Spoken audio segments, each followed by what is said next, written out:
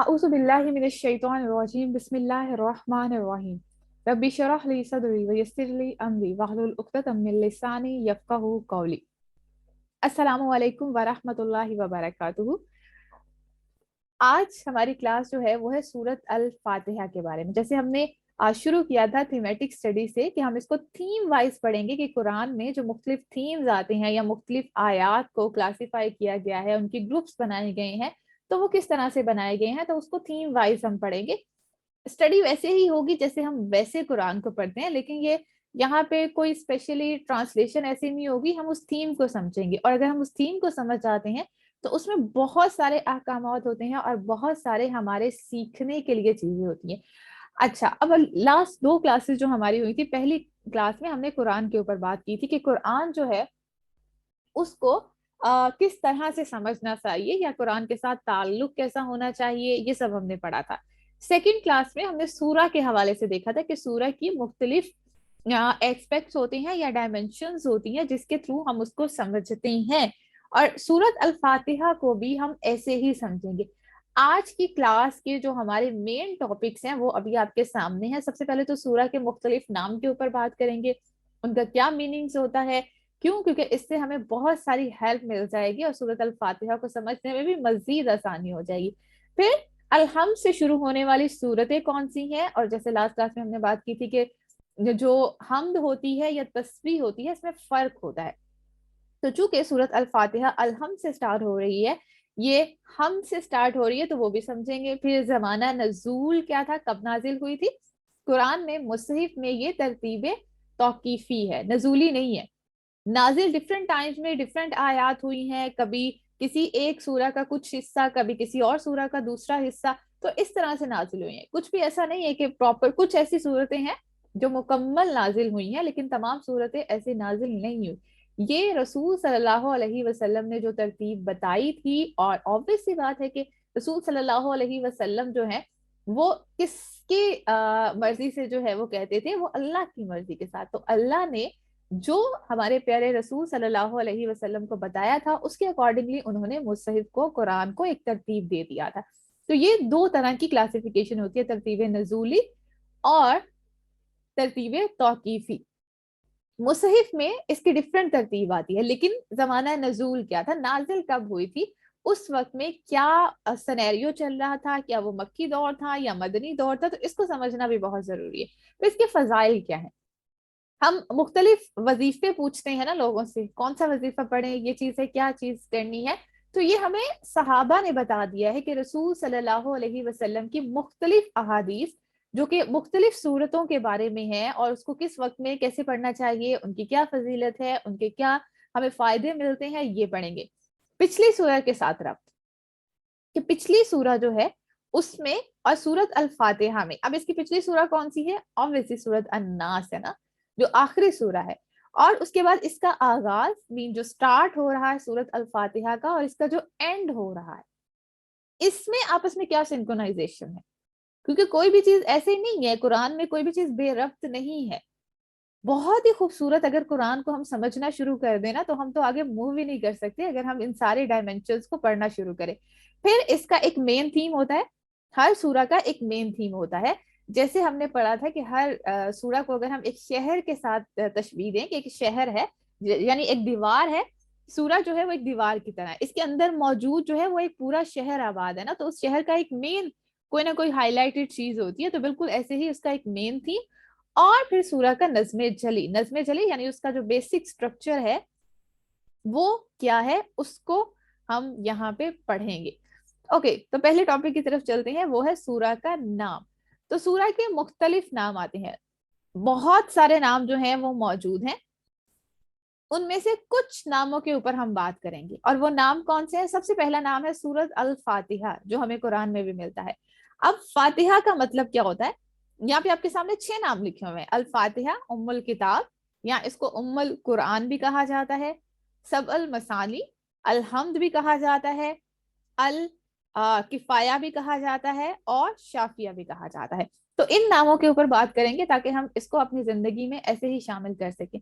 सूरत अल फातिहा, फातिहा का मतलब होता है जैसे हम कहते हैं ना इफ्तिताह करना, یا किसी चीज को जो है उसका आगाज करना, तो ये उसके मानी में आती है, क्योंकि सूरत अल फातिहा से ही कुरान पाक का आगाज हुआ है, तो इसलिए इसको सूरत अल फातिहा कहा जाता है, स्टार्ट करने वाली, इफ्तिताह करने वाली। इसी तरह से ये देखें, फातिहा लफ्ज है ना, तो ये जो फा से शुरू होने वाले लफ्ज होते हैं ना, आपने पढ़ा होगा फतहा, फतहा, वो क्या होता है। इसी तरह से आप पढ़ते हैं नाश्ते को, ब्रेकफास्ट को कहते हैं फतूर, फतूर क्या होता है, मीन्स। इसी तरह से इफ्तार का लफ्ज भी फतूर से ही निकला है ना, तोड़ना, खोलना, फाड़ना, ये सारे लफ्ज जो हैं, स्टार्ट करना, ये सब जो है वो फा से शुरू होते हैं। तो ये फा लेटर्स जो होते हैं ना, अरबी जुबान इतनी खूबसूरत है कि इसमें हर लेटर का अपना अपना मीनिंग भी है, हर लेटर का। ऐसी कोई जुबान नहीं है, अगर आप देखें कि इंग्लिश में है लेटर्स का कोई मीनिंग नहीं होता जब तक वो ज्वाइनिंग करके एक वर्ड नहीं बना देते, उर्दू में भी उसका कोई मीनिंग नहीं होता, लेकिन अरबी जुबान में हर लेटर का भी एक मीनिंग मौजूद होता है, तभी तो हरूफ असलिया से इसको डिराइव किया जाता है ना। हरूफ असलिया, मादा, जिजर, रूट वर्ड्स जो कहते हैं, तो वो सब किसी भी लफ्ज को, डिफरेंट लफ्ज को बना रहे होते हैं। तो अल फातिहा, अल फातिहा का मतलब क्या है, इफ्तिताह, आगाज करने वाली। दूसरी है उम्मुल किताब। उम्मुल किताब इसको क्यों कहा जाता है, इसको कहा जाता है कि किताब की जैसे जान होती है, या कुरान की असास है। तो कुरान की असास कैसे है, क्योंकि इसमें दीन के जो बेसिक मकासिद है ना, वो यहाँ पे सब मेंशन कर दिए गए हैं।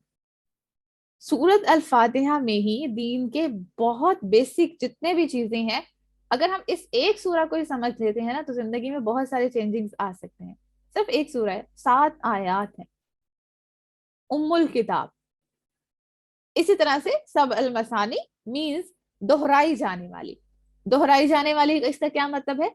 सूरत अल हिज्र की आयत नंबर 87 में आता है, वलकद आतईना का, और बेशक अता की है आपको, सब अन 7, मिनल मिसानी दोहराई जाने वाली, वल कुरान अल अजीम, कि कुरान में 7 ऐसी दोहराई जाने वाली आयात जो हैं वो रखी गई हैं, जिनको दोहराया जाता है, बार बार पढ़ा जाता है। कैसे पढ़ा जाता है, हर दिन नमाज में हर रकत में हम सूरत अल फातिहा पढ़ते हैं, तो कितनी दफा रिपीट होती है, कितनी दफा, बहुत दफा हम रिपीट कर रहे होते हैं इसको, लेकिन शायद समझ के एक भी दफा नहीं पढ़ रहे होते। बचपन से रट्टा लगा हुआ है ना, तो अब तो हमें ये भी पता है कि नमाज में जो है वो कब कहाँ पे किस डायरेक्शन में जाना है, कब रुकू करना है, कब सजदा करना है, पढ़ रहे हैं या नहीं पढ़ रहे हैं, लेकिन वो हमें एग्जैक्टली पता होता है। तो सब अल मसानी के 7 दोहराई जाने वाली आयात है। और ये जो सूरत अल हिज्र में यहाँ पे इस मुकाम पे है, वो सूरत अल फातिहा का ही जिक्र है कि ये जो है ये 7 दोहराई जाने वाली आयात है। उसके बाद अलहम्द है। अलहम्द का मतलब है कि इसका आगाज जो है ना, वही हम से किया गया है, कि इंसान को शुक्रगुजार कैसे बनना चाहिए। आगे जब हम इसके ऊपर मजीद डिटेल से बात करेंगे तो फिर आपको मजीद इस पे समझ आएगी। अल काफिया, काफिया का मतलब है कफायत करने वाली। नमाज में जब हम तिलावत कर रहे होते हैं ना, तो अगर सूरत अल फातिहा की ये 7 आयात पढ़ लेते हैं तो ये काफी हो जाती है, हमें बाकी सारी कुरान की तिलावत करने की जरूरत पेश नहीं आती। लेकिन अगर इन 7 आयात को हम मिस कर देते हैं तो पूरा कुरान भी उसके रिप्लेसमेंट में नहीं आ सकता, तो ये सब पे किफायत कर जाती। ये 7 आयात जो है ये कुरान की बाकी सब के ऊपर किफायत कर जाती। तो इसी से पता चल रहा है ना, जो उम्मुल किताब कहा गया है, कि इसमें दीन के बुनियादी बहुत सारे अहकाम हैं। तो अगर कोई इसी को समझ लेता है, नमाज में इसी को हम अच्छे से पढ़ लेते हैं, तो जिंदगी में बहुत सारे चेंजिंग आ सकते हैं। उसके बाद है अल शाफिया। अल शाफिया, इसके मुतालिक जो है ना, वो एक हदीस में भी आता है, एक रिवायत में भी आता है कि रसूल सल्लल्लाहु अलैहि वसल्लम के पास जो है वो एक सहाबी आए। वो किसी के पास गए थे, वो बहुत बीमार थे, और वो बीमार थे तो उन्होंने जो है वो उनपे सूरत अल फातिहा पढ़ के दम किया, और उनको शिफा मिल गई। जब वो आप सल्लल्लाहु अलैहि वसल्लम के पास सहाबी आए तो आप सल्लल्लाहु अलैहि वसल्लम ने पूछा, ये तुम्हें किसने बताया है कि ये रुकिया है, ये तुम्हें कैसे मालूम हुआ। तो उसी से ये डिराइव किया गया है कि इसमें शिफा भी है। कोई भी इंसान अगर इसको पूरे यकीन के साथ दम करता है, 7 दफा पढ़ के अपने ऊपर दम कर लेता है, हाथों पे ब्लो करके पूरे जिस्म पे फेर लेता है, तो फिर वो بہت سارے شر اور بہت ساری آفات سے بچ جاتا ہے، وہ اپنے آپ کو اللہ کی پروٹیکشن میں دے دیتا ہے۔ تو ہر نماز کے بعد کوشش کریں کہ ہر نماز کے بعد جب آپ نماز مکمل کر لیں، اپنے اذکار مکمل کر لیں، تو کم سے کم ایک دفعہ سورۃ الفاتحہ اور 4 کل جو ہے وہ ایک دفعہ پڑھ کے ہاتھ پہ بلو کر کے اپنے پوری باڈی کے اوپر اس کو پھیر لیں، تاکہ اللہ کی جو ہے وہ پناہ میں آ جائے ہر نماز کے بعد، ٹھیک ہے؟ اور پھر اسی طرح سے رات کو سونے سے پہلے۔ تو یہ کچھ نام ہے الفاتحہ، آغاز کرنے والی ام الکتاب، دین کے بیسک سٹرکچر جو ہے یا دین کے بنیادی مقاصد جو ہیں جتنے بھی ہیں وہ سب اس میں موجود ہیں۔ سب المثانی مینز دہرائی جانے والی، بار بار دہرائی جانے والی۔ اب دہرانے کا مطلب یہ نہیں ہوتا کہ ہم آنکھیں بند کر کے اور آرام سے جو ہے وہ بس رٹا لگا کے اس کو دہرائی جا رہے ہیں۔ اب میں سے جن لوگوں نے حفظ کیا ہے ان کو اس چیز کا آئیڈیا ہوگا نا کہ جب ہم حفظ کر رہے ہوتے ہیں تو اس کو بڑا سوچ سمجھ کے پڑھ رہے ہوتے ہیں، بس ایسے ہی رٹا نہیں لگائی جا رہے ہوتے۔ اور اگر ہم ایجوکیشنل سسٹم سے بھی دیکھیں تو وہاں پہ پتہ کیا ہوتا ہے، جو لوگ رٹا لگاتے ہیں نا ان کا کیا سین ہوتا ہے، اگر ان کو پہلا پوائنٹ بھول جائے نا، مطلب سوال لکھ رہے ہیں اور اس میں سے پہلا جو ہے وہ حرف ان کو بھول گیا ہے، پہلی لائن بھول گئی، تو ان کو سارے کا سارا کچھ بھی یاد نہیں آتا، کیونکہ وہ اس پیٹرن کے اوپر انہوں نے رٹا لگایا ہوا ہوتا ہے۔ تو یہ وہ نہیں ہے کہ ہم اس کو جو ہے وہ رٹنے کے لیے اس کو کر رہے ہیں۔ دہرانے کا مطلب ہے کہ بار بار ہمیں اس سے نصیحت ملے، دہرائی کا مطلب نصیحت کے لیے ہے، ورنہ تو یہ سب کو ہی آتی ہے، سب کو اس کی ٹرانسلیشن بھی کچھ حد تک پتہ ہی ہے، لیکن اس کو سمجھ کے پڑھنے کا مقصد کچھ اور ہے۔ الحمد شکر گزاری ہم نے آئے گی، اور کفایت کرنے والی، یہ کفایت کرنے والی تو اس کے احکامات کو بھی سمجھنا بہت ضروری ہے، اور شفا بھی ہے اس میں۔ تو جہاں ہم بہت سارے وظیفے تلاش کرتے ہیں نا، یہ ایک وظیفہ اپنی زندگی میں بنا لیں۔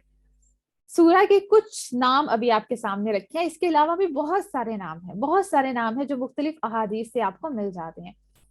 الحمد سے شروع ہونے والی سورتیں قرآن میں جو ہیں وہ 5 ہیں۔ کون سی؟ سب سے پہلے تو آج ہم پڑھ رہے ہیں وہ کون سی ہے؟ سورت الفاتحہ، ٹھیک ہے؟ سورت الفاتحہ جو ہے یہ آج ہم پڑھ رہے ہیں۔ دوسری ہے سورت الانعام، سورت الکہف، سورت سبا، سورت فاطر۔ تو یہ 5 صورتیں جو ہیں یہ الحمد سے سٹارٹ ہو رہی ہیں۔ اچھا، الحمد اور یعنی حمد اور تسبیح میں لاسٹ کلاس میں ہم نے کہا تھا کہ ہم جب اس کسی سورہ میں بات کریں گے تو پھر ہم بات کر لیں گے۔ اچھا، اگر ہم حمد کی بات کرتے ہیں نا تو حمد میں بھی کیا ہے؟ رب کی تعریف ہے۔ تسبیح میں کیا ہے؟ اس میں بھی رب کی تعریف ہوتی ہے، لیکن تعریف کرنے کے 2 طریقے ہوتے ہیں، ہم سب یہ جانتے ہیں، کامن ہماری انڈرسٹینڈنگ ہے۔ اوکے، جب ہم کسی کی تعریف کر رہے ہوتے ہیں نا تو ایک تعریف کا انداز یہ ہوتا ہے کہ ہم اس کی خوبیاں مینشن کر رہے ہوتے ہیں، ٹھیک؟ اس میں یہ خوبی بھی ہے، اس میں یہ خوبی بھی ہے، اس میں یہ خوبی بھی ہے، تو ہم اس کی خوبیوں کے ذریعے اس کو بتا رہے ہوتے ہیں کہ آپ جو ہیں وہ بہت اچھے ہیں، ٹھیک؟ اس کی تعریف کر دی۔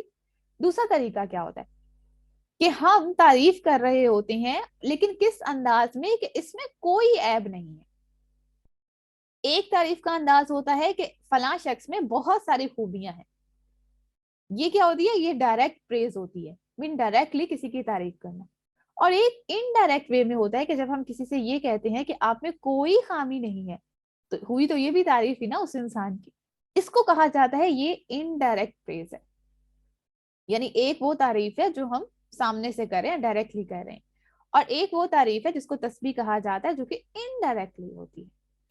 تو حمد و تسبیح میں بھی یہی فرق ہے، حمد ہوتا ہے ڈائریکٹ پریز، اور تسبیح کہا جاتا ہے جب ہم سبحان اللہ کہتے ہیں، اللہ ہر نقص سے پاک ہے، تو وہ بھی ہم کی طرح، یعنی ہم تعریف ہی کر رہے ہوتے ہیں لیکن وہ انڈائریکٹ پریز ہوتی ہے۔ تو مختلف آیات مختلف صورتوں میں آگے جا کے انشاءاللہ سبحان اللہ کے اوپر بھی بات کریں گے۔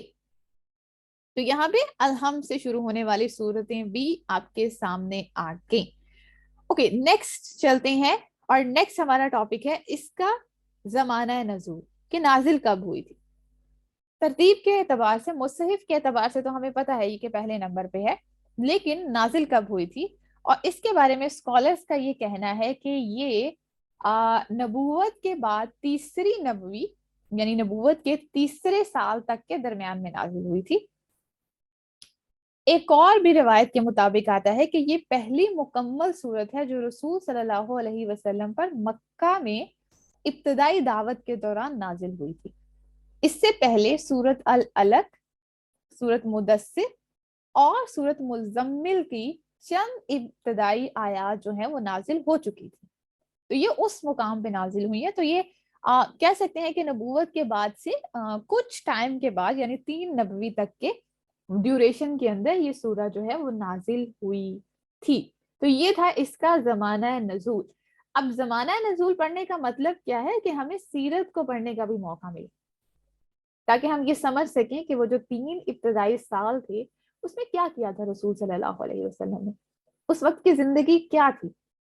तो उसको समझना भी बहुत जरूरी है। तो इसीलिए सीरा को पढ़ना भी बहुत जरूरी है। तो आप लोग कोशिश करेंगे कि आप सीरा को भी थोड़ा थोड़ा सा स्टडी करें इस अंदाज से भी, क्योंकि यहाँ पे क्लास में तो हम प्रॉपरली उसको नहीं कर सकेंगे ना। अगर हम उन हालात में बात करेंगे तो फिर तो 1 घंटा हमारा उसी में निकल जाएगा हर क्लास में।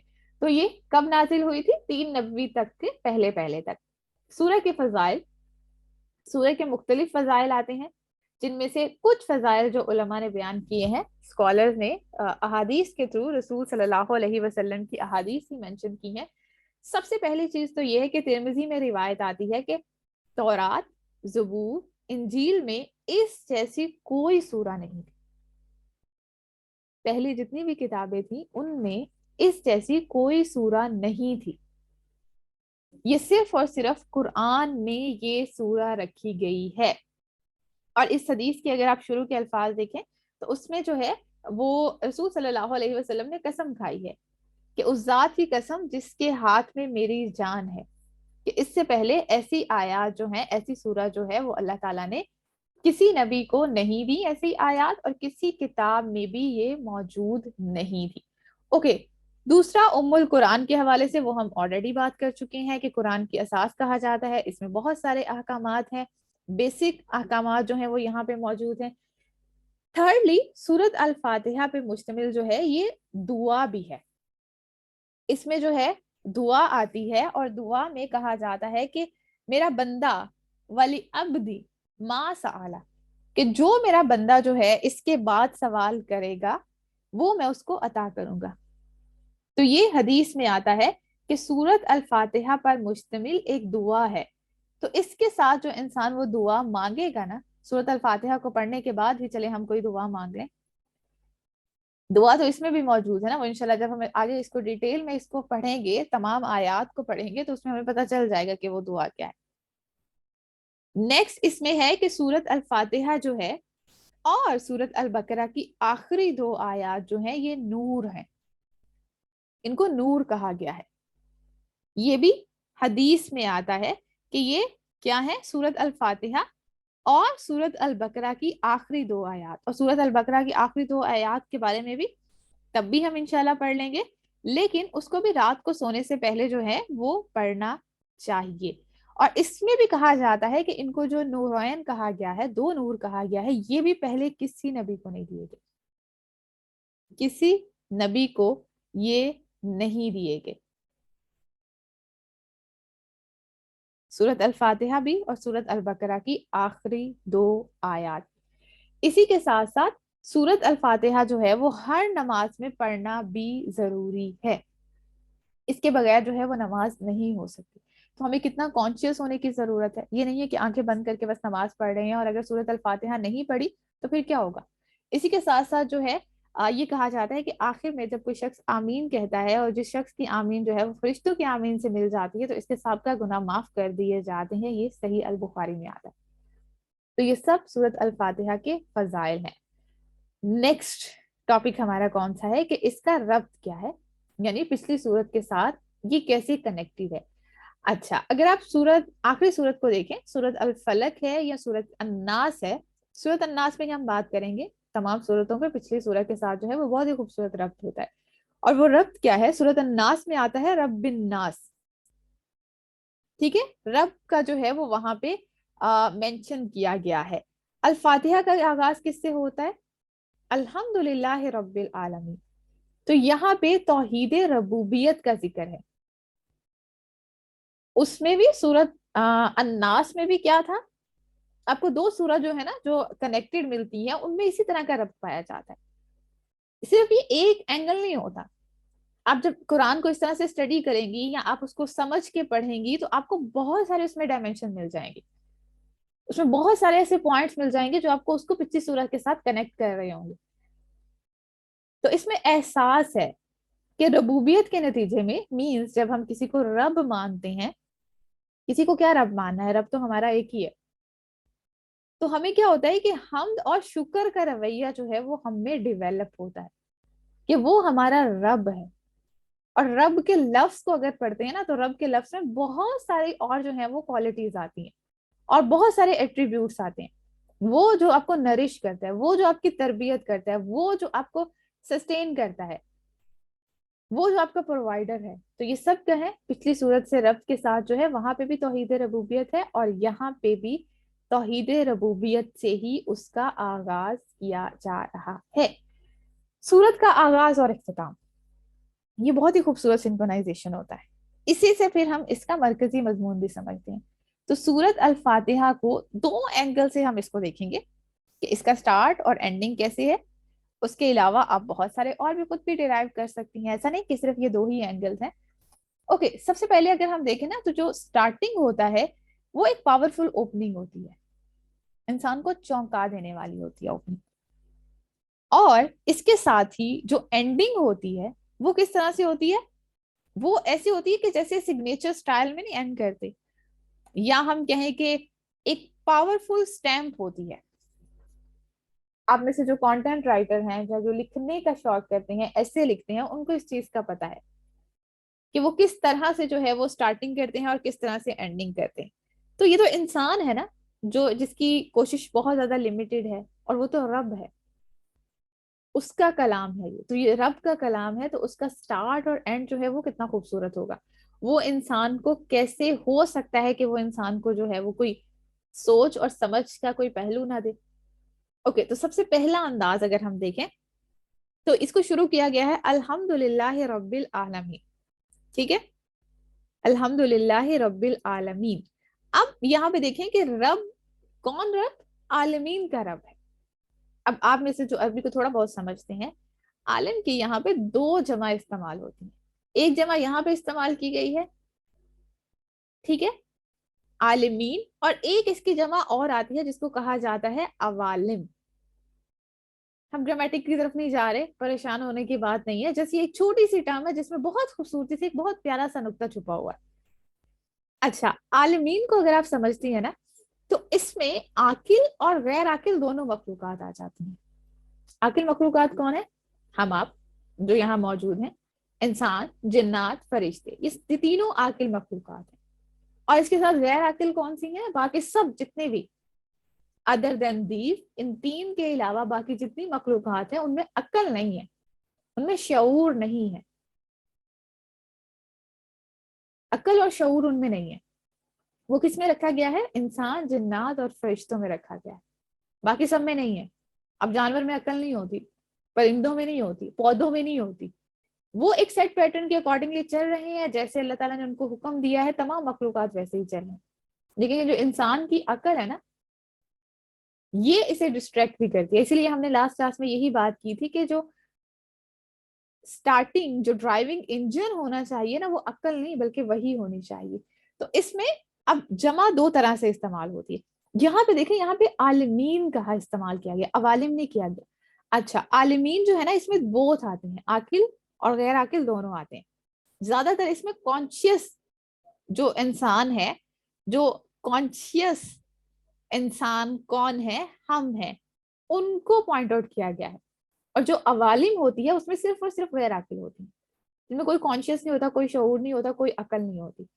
تو یہاں پہ عوالم نہیں آئی بلکہ کیا آئی ہے، عالمین آئی ہے.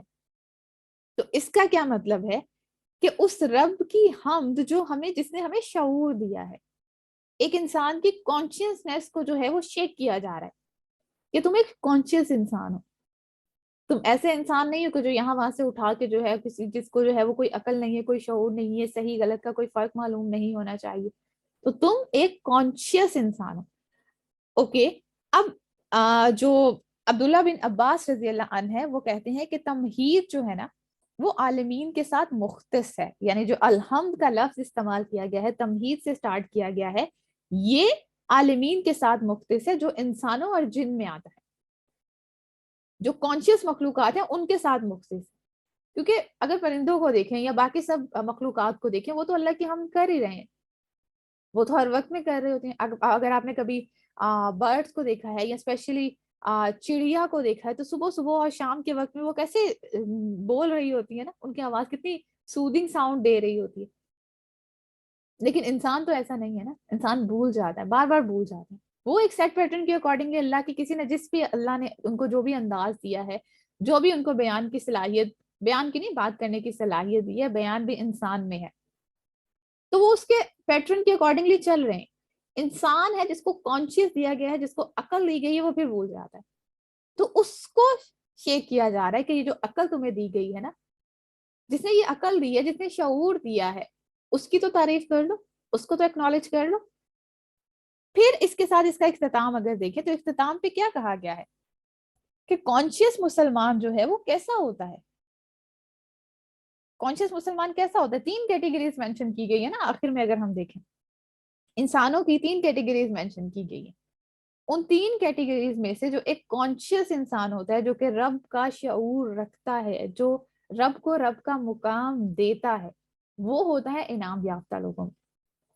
تو شروع کیا گیا کہاں سے؟ کہ اس کی کانشیسنیس کو جگایا گیا ہے کہ جو کانشیسنیس تمہیں دی گئی ہے نا، جو تمہیں شعور دیا گیا ہے، عقل دی گئی ہے، اس کا استعمال کرو.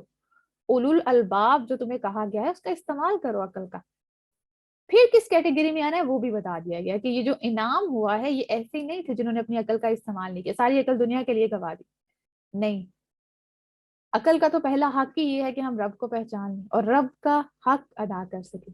لیکن اگر رب کا حق ادا نہیں کرے تو ایسی عقل کا کیا فائدہ؟ دنیا میں ہی رہی، دنیا میں کمائی، دنیا میں رہ گئی اور قبر تک ختم ہو جائے گی. آگے تو کچھ بھی نہیں پہنچایا ہم نے، صرف یہی کی یہی رہ جائے گی.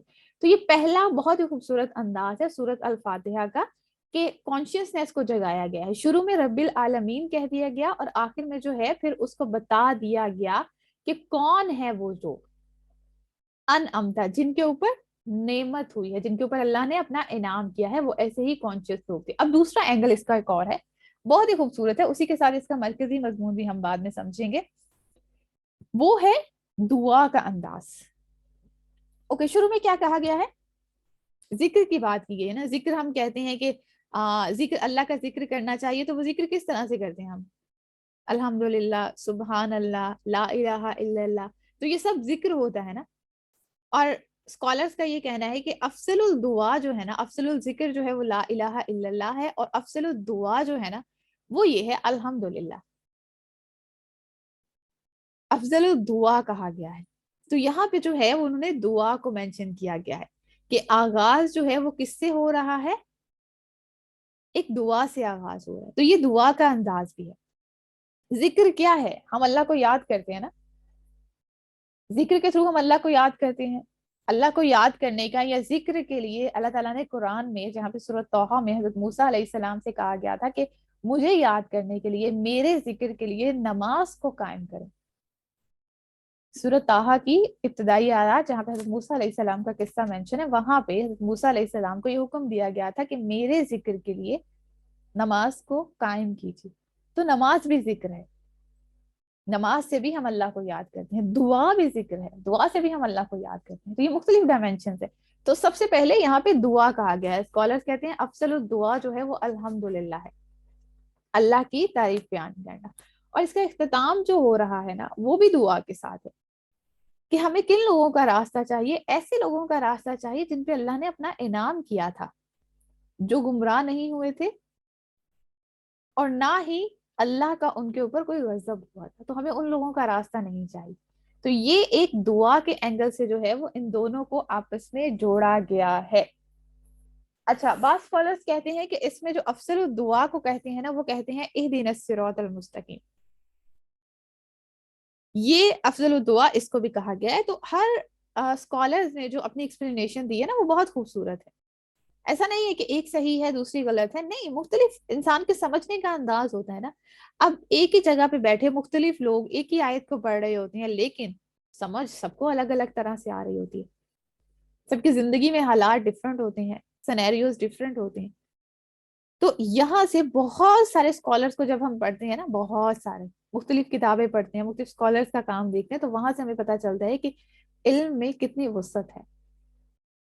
جو علم والا ہو جاتا ہے نا وہ نرم مزاج ہو جاتا ہے. ایسے نہیں کہا گیا نا، اسکالر جب کہتے ہیں کہ علم کا جو پہلا لیول ہوتا ہے نا اس میں سختی ہوتی ہے. جو سروس لیول کا علم ہوتا ہے نا وہ بہت سخت مزاج انسان کو بناتا ہے. جیسے جیسے انسان علم میں بڑھتا جاتا ہے وہ جھکتا جاتا ہے. تو اس لیے ہمیں علم میں آگے بڑھنا چاہیے. اگر صرف ابتدائی لیول کا، سرفیس لیول کا علم ہوگا تو وہ ویسے ہی ہمیں بنائے گا جیسے آج ہمارے رویے ہیں. اللہ تعالیٰ ہم سب کو نرمی عطا فرمائے. اوکے تو یہ دو اینگلز ہم نے دیکھی ہیں. ایک اینگل یہ دیکھا ہے کہ شروع میں اور آخر میں جو ہے وہ انسان کی کانشیسنیس کو جگایا جا رہا ہے کہ تم ایک کانشیس انسان ہو، اور اسی کے ساتھ ساتھ تمہیں راستہ کون سا اپنانا ہے وہ بھی بتا دیا گیا. اور دوسرا دعا کے اینگل سے بھی ان دونوں کو کنیکٹ کر دیا گیا. اب اس کا جو مرکزی مضمون ہے نا، مین تھیمز ہے، وہ بھی دو طرح سے آتے ہیں. دعا اور اس کے آداب، کہ دعا کیا ہے، دعا کے آداب کیا ہونے چاہیے، اور دعا کے مختلف ڈائمینشنز جو ہیں انشاءاللہ ہم اس کو پڑھیں گے. اور اسی کے ساتھ ساتھ جو ہے وہ دین کے معلم، معلم کا مطلب ہوتا ہے اس کے مختلف، اگر ہم کہیں اس کی نشانیاں اور اس کی مختلف جو ہیں وہ علامتیں کیا ہوتی ہیں، مختلف سائنس کیا ہوتے ہیں، وہ بھی اس میں بتا دیا گیا. شروع میں ہم نے پڑھا تھا نا ام الکتاب ہے، اس میں دین کے مختلف بنیادی مقاصد جو ہیں وہ یہاں پہ مینشن کیے گئے ہیں. عبادت ہے یا توحید کی بات کی جاتی ہے. جو سب سے بیسک چیز کیا ہوتی ہے انسان کی، توحید خالص ہونی چاہیے، اس کا عقیدہ درست ہونا چاہیے. تو توحید بھی مینشن ہے یہاں پہ. یہاں پہ اور بھی بہت ساری اللہ کی بہت ساری صفات کو بھی مینشن کیا گیا ہے. تو دین کے مختلف جو ہیں وہ ہمیں ٹاپکس یہاں پہ ملتے ہیں، اور اسی کے ساتھ ساتھ دعا اور اس کے آداب بھی ہیں. اوکے اگلے ٹاپک کے اوپر چلتے ہیں. نظم جلی کہتے ہیں بنیادی اسٹرکچر کو، یعنی بیسک اسٹرکچر جو ہوتا ہے. اس کے اوپر اسکالرس کی مختلف کتابیں بھی ہیں، آپ چاہیں تو ان کو بھی اسٹڈی کر سکتی ہیں، ان کو بھی پڑھ سکتی ہیں، جس میں انہوں نے ڈفرینٹ انداز میں جو ہے ان کو پیراگراف کے یا تھیم کے وائز جو ہے اس کو ایکسپلین کیا ہے. اوکے سورہ کا نظم جلی یعنی جو اس کا بیسک اسٹرکچر ہے وہ کیا ہے، وہ 4 پیراگرافس ہیں. اگر ہم اس کو ڈیوائڈ کریں ان 7 آیات کو، تو یہ 4 پیراگرافس میں جو ہے، کیونکہ ہم نے اس کا بھی مرکزی مضمون دیکھا نا دعا اور اس کے آداب. تو 4 پیراگراف کون سے ہیں؟ پہلا وہ کہتے ہیں کہ آیت نمبر 1 to 4 جو ہے وہ آداب سکھائے گئے کہ دعا کے آداب کیا ہونے چاہیے. ہم آج دعائیں مانگتے ہیں نا اور ہم کہتے ہیں ہماری دعائیں قبول نہیں ہوتی یا یہ کام نہیں ہو رہا. تو سب سے پہلے ہمیں آداب بھی تو سیکھنے ہوتے ہیں نا. ایٹیکیٹس کیا ہوتے ہیں؟ ہم کھانا کھانے کے بچوں کو ایٹیکیٹ سکھاتے ہیں نا، بات کرنے کے یہ ایٹیکیٹس ہونے چاہیے. تو دعا کے بھی کچھ ایٹیکیٹس ہیں، ہر کام کرنے کے بھی ایٹیکیٹس ہیں، نماز پڑھنے کے بھی ایٹیکیٹس ہیں، ہر چیز کے جو ہیں وہ آداب ہیں. کسی سے ملنے جانا ہے، آپ کسی سے بات کر رہے ہیں، ہر چیز کے ایٹیکیٹس ہیں نا. تو یہاں پہ دعا کے ایٹیکیٹس سکھائے گئے ہیں کہ اس کے آداب کیا ہیں پہلی 4 آیات میں.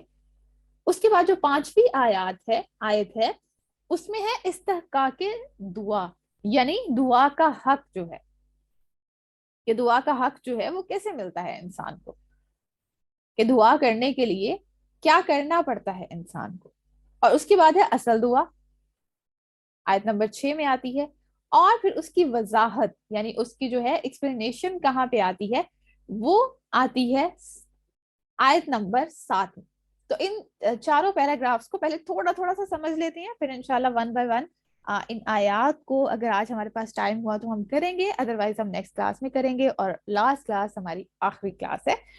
اوکے سب سے پہلی چیز جو ہے کہ دعا کے آداب جو سکھائے گئے ہیں نا وہ کیا ہے. اگر ہم شروع میں دیکھیں تو حمد و ثنا سے بات کو شروع کیا گیا، الحمد سے بات کو شروع کیا گیا، پھر اس کے بعد اللہ کی کچھ صفات مینشن کی گئی. تو دعا کا بھی یہی انداز ہوتا ہے، سب سے پہلے اللہ کا ذکر کرنا ہوتا ہے، پھر اس کے بعد اللہ کے ناموں کے ساتھ جو ہے اسماء الحسنہ جو ہمارے پاس اللہ کے بہت ہی خوبصورت صفاتی نام موجود ہیں قرآن میں، اس کو دعاؤں میں شامل کرنا ہوتا ہے. اور ان میں بھی دیکھیں اگر تو توحید ربوبیت بھی ملتی ہے، اسی طرح سے اللہ کے رحمان ہونے کا، اس کے رحیم ہونے کا وہ بھی ہمیں ذکر ملتا ہے. پھر اس کے ساتھ ساتھ جو ہے وہ مالک ہے، ہر چیز کا مالک ہے، صرف یوم الدین کا مالک نہیں ہے کہ اس دن کا جو آخری دن ہوگا، یوم حشر ہوگا، اس دن مالک ہوگا، دنیا میں بھی وہ ہمارا مالک ہے، دنیا میں بھی وہ ہمارے کام سنوارتا ہے، دنیا میں بھی وہ ہمارے لیے بہت سی ایسی چیزیں ہیں جو پرووائڈ کرا ہے، ہمیں تو علم بھی نہیں ہے. تو پھر مالک کس کو بنانا چاہیے؟ اپنی تمام پریشانیاں کس کو سونپ دینی چاہیے؟ ہم اپنے رب کو سونپ دیں. سب سے پہلی چیز تو یہ ہے نا کہ اپنے آپ کو رب کو سونپ دیں. جو انسان اپنے آپ کو رب کے حوالے کر دیتا ہے پھر اس کا کیا معاملہ ہوتا ہے؟ اس کی اپنی پسند اور ناپسند نہیں ہوتی. کس کی پسند اور ناپسند ہوتی ہے؟ جو رب کی پسند ہے وہ اس کی پسند ہو جاتی ہے، اور جو رب کی ناپسند ہے وہی اس کی ناپسند ہو جاتی ہے. تو ایسا انسان جو کہتے ہیں کہ فلاں انسان جو ہے وہ رب سے بہت راضی ہے، رب کا ہم سے راضی ہونا ایک الگ ڈائمینشن ہے، لیکن کیا ہم اپنے رب سے راضی ہیں؟ سوال یہ پوچھنا چاہیے نا. ہم کہہ رہے ہیں الحمدللہ رب العالمین، تو وہ جو رب ہے تمام عالمین کا، جس نے اس پورے عالم کو، پورے جہان کو، تمام مخلوقات کو بنایا ہے، کیا میرا یہ چھوٹا سا جسم جو ہے کیا یہ راضی ہے ہم اپنے رب سے؟ پہلا سوال تو یہ ہمیں خود سے کرنا ہے. تو جب یہ راضی ہو جائے گا نا پھر آٹومیٹکلی ہم اس راستے کی طرف چلنے لگیں گے جہاں پہ ہم رب کو راضی کرنے کی کوشش کریں گے. تو دعا کے آداب جو سکھائے گئے ہیں وہ یہ ہے کہ شروع کرنی چاہیے اللہ تعالیٰ کے ذکر سے، اس کے اسماء حسنہ سے، اور پھر اسی طرح سے جو ہے نا وہ استغفار درود کو بھی مست پڑھنا چاہیے. پھر جو ہے وہ آپ جو بھی دعا مانگے اللہ تعالیٰ جو ہے اگر آپ کے حق میں بہتر ہوگی تو وہ ضرور قبول ہوگی. اسی طرح سے توحید کو خالص کرنا بھی مینشن ہے یہاں پہ پہلی 4 آیات میں ہی. توحید ربوبیت، توحید الوہیت، توحید اسماء و صفات. جب ہم آیات پہ آئیں گے تو انشاءاللہ ان کو 1 بائی 1 ڈیٹیل سے پڑھ لیں گے. اسی طرح سے ایمان بالآخرہ بھی، مالک یوم الدین، تو وہ دن جو ہے جس دن کوئی کسی کے کام نہیں آئے گا، آخرت کے اوپر ہمارا بلیف سسٹم جو ہے اس کو اسٹرانگ کرتا ہے. جب ہمیں آخرت کا شعور ہوگا، دیکھیں شعور پہلے ہی جگا دیا گیا کہ تم وہ ہو جس کو اللہ نے عقل دیا، جس کو شعور دیا ہے. تو جو شعوری مسلمان ہوتا ہے وہ آخرت سے غافل نہیں ہو سکتا. جب وہ آخرت سے غافل نہیں ہوگا تو ایسا ہو نہیں سکتا کہ وہ دنیا میں کوئی بھی ایسا کام کرے جو رب کو ناراض کرنے والا ہے، کیونکہ اس کو آخرت کا پتہ ہے نا کہ مجھے ایک دن رب کے سامنے کھڑے ہونا ہے. ہم لوگوں کے سامنے 100 جھوٹ بنا سکتے ہیں، ہم لوگوں کے سامنے 100 بہانے بنا سکتے ہیں، ہم لوگوں کے سامنے 100 طرح سے خود کو پریٹینڈ کر سکتے ہیں. رب کے سامنے کیسے پریٹینڈ کریں گے؟ اس دن کھڑے تو ہونا ہے نا. اس چیز کا تو یقین ہے کہ کھڑے تو ایک دن ہونا ہی ہے رب کے سامنے. کیسے کھڑے ہوں گے؟ اللہ نے کوئی بھی سوال پوچھ لیا، حساب دینے کے قابل تو ہم یہاں پہ بھی نہیں ہوتے، دنیا میں بھی. جتنی بھی رسپانسبلٹیز ہوتی ہیں نا وہ آسان نہیں ہوتی، اور انسانوں کے اوپر تو بہت بڑی رسپانسبلٹی ہے. اس دن جب اللہ نے حساب لینا ہے تو وہ جیسے پوری ایک کیمرہ کے سامنے پوری ریکارڈنگ ہے نا، ایسے ہی تمام اعمال بھی موجود ہے. تو آخرت کو بھی تازہ کر دیا گیا کہ وہ کون ہے. پھر اس کے بعد جو ہے وہ دعا کا حق کیا ہے. یہاں پہ اطاعت اور عبادت کو مینشن کیا گیا ہے، ایاک نعبد و ایاک نستعین، کہ عبادت بھی اسی کی اور اسی کے ساتھ ساتھ اطاعت بھی اسی کی. تو جب ہم عبادت کرتے ہیں، اطاعت اسی کی کرتے ہیں، عبادت اسی کی کرتے ہیں، تو دعا مانگنے کا حق بھی تو صرف اسی سے ہے نا. دعا کسی اور سے کیسے مانگ سکتے ہیں؟ فلاں شخص کوئی کچھ کر دے گا، کوئی انسان کچھ نہیں کر سکتا. یہ سبب، یہ جتنے بھی اسباب ہیں یہ سب اسی نے بنائے ہوئے ہیں.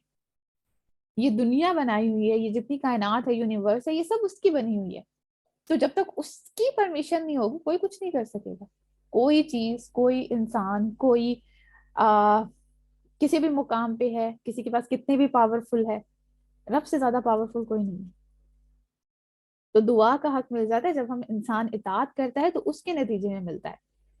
عبادت اور اطاعت کیوں کرتے ہیں؟ کیونکہ ہمیں پتا ہے کہ وہ ہمارا رب طاقتور ہے، سب سے زیادہ پاورفل وہی ہے، اس سے زیادہ پاورفل کوئی نہیں،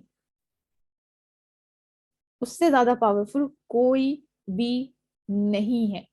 اور ہمیں یہ پتا چل جاتا ہے کہ ہم تو اس کے غلام ہیں، ملازم ہیں، یہاں پہ اس کے بندے ہیں، اس کے عبد بن کے رہنا ہے.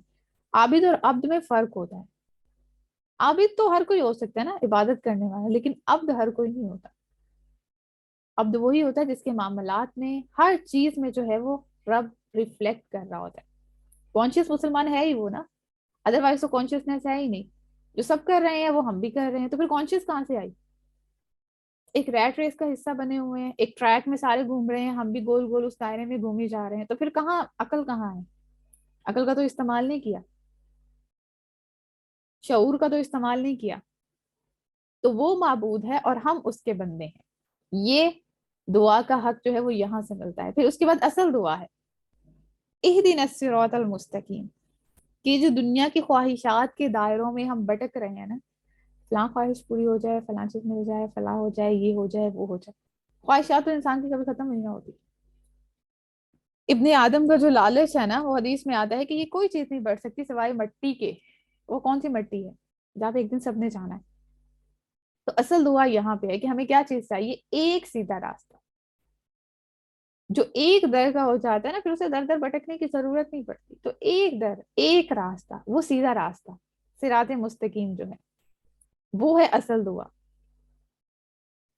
پھر اس کے بعد جو ہے اگر ہم نیکسٹ پیراگراف میں دیکھیں، یعنی نیکسٹ آیت کو دیکھیں، تو اس میں دعا کی وضاحت بھی کر دی گئی ہے کہ جو ہم نے صراط مستقیم، سیدھی توحید کا راستہ، اسلام کا راستہ، قرآن و سنت کا راستہ جو ہم نے کہا ہے، اسی پہ چلتے ہوئے جو ہم رب کو راضی کریں گے، ابدی کامیابی جو ہے وہ جنت کی صورت میں پا سکیں گے. اور یہی وہ لوگ ہوں گے جس پہ رب کا انعام ہوگا.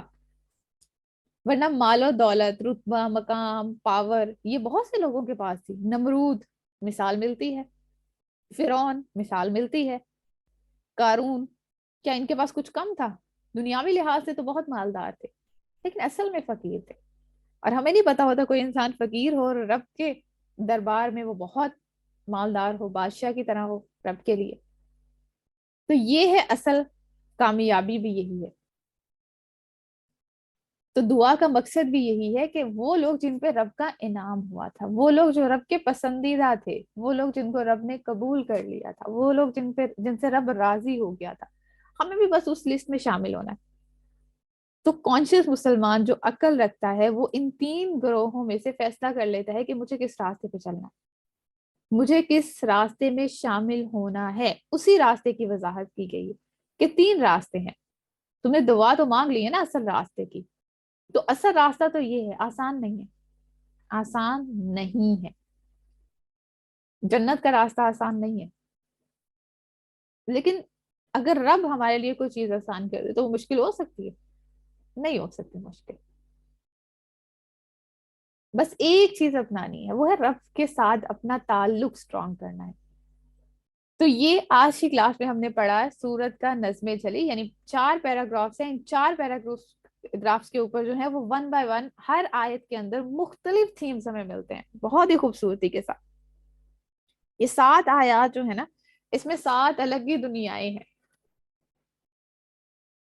وہ انشاءاللہ ہم نیکسٹ کلاس سے سٹارٹ کریں گے. آج کی کلاس کے لیے آئی تھنک ہم اتنا ہی مکمل کر دیتے ہیں. پھر نیکسٹ آیات جو ہیں وہ انشاءاللہ نیکسٹ کلاسز میں.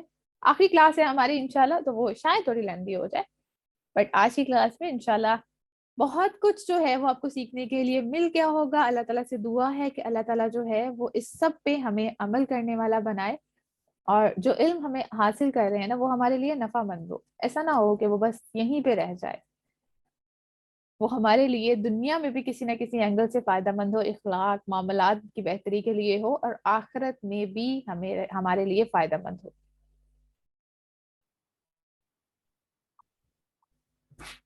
اللہ تعالیٰ ہم سب کے لیے آسانیاں فرمائے، ہم سب کو استقامت دیں، اور ہم سب کو اپنی بارگاہ میں ہم سے راضی ہو جائے. بس ہم سے ایسے اعمال کروا لے جن سے وہ ہم سے راضی ہو جائے. آمین یا رب العالمین. اپنا بہت خیال رکھیے گا. سبحانک اللہم و بحمدک، نشہد ان لا الہ الا انت، نستغفرک و نتوب الیک. السلام علیکم ورحمۃ اللہ وبرکاتہ.